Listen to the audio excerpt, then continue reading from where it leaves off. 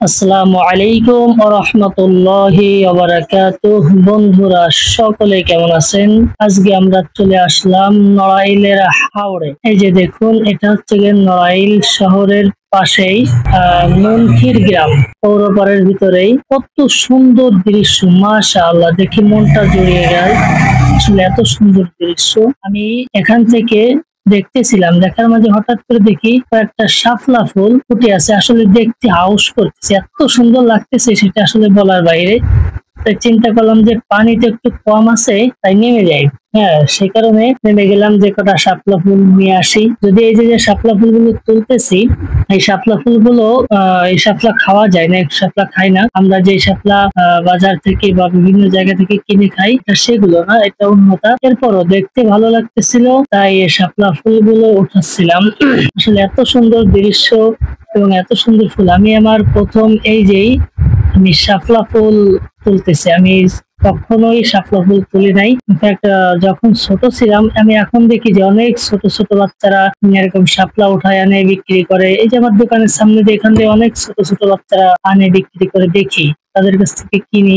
আমি এরকম কখনো করিনি বা আমার এরকম করার সুযোগ হয় নাই, কিন্তু আজ প্রথম যে আমি শাপলা তুলতেছিলাম, খুবই ভালো লাগতেছিল, যেটা আসলে আমি বলে ভাষায় প্রকাশ করতে পারবো না, এত ভালো লাগতেছিল।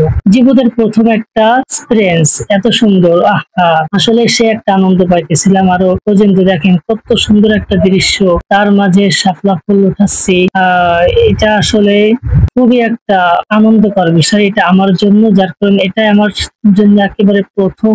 যদি একটু হতো, নৌকা বা ডিঙি কোনো কিছু যদি পাইতাম, তাহলে ইচ্ছা ছিল যে একটু ওই নিচের দিকে যাওয়ার জন্য, কিন্তু দুর্ভাগ্যবশত সেগুলো এখানে নেই, সে কারণে যাইতে পারি না। এই যে এখানে একটু কম পানি আছে, সেইখান দিয়ে একটু বেড়াইতেছিলাম, যে এখান দিয়েই আমি শাপলা ফুলগুলো তুলি। আসলে কেমন লাগলো ভিডিওটা সকলেই বলবেন। আমার কাছে কিন্তু খুব ভালো লেগেছে, মনটা এত এত ভালো লেগেছে, সেটা আসলে বলার বাহিরে।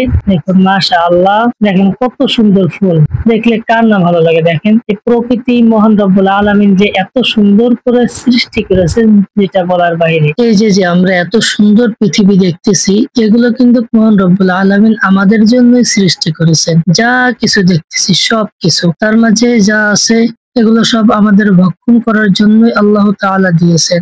দেখেন আসলে আমাদের কখন কি লাগবে, কি প্রয়োজন, সব কিছু মহান রব্বুল আলামিন সুন্দর করে সাজিয়ে গুছিয়ে দিয়ে দিয়েছেন। সুবহানাল্লাহ। এখানে দেখা যাচ্ছিল ছোট্ট ছোট্ট কটা মাছ।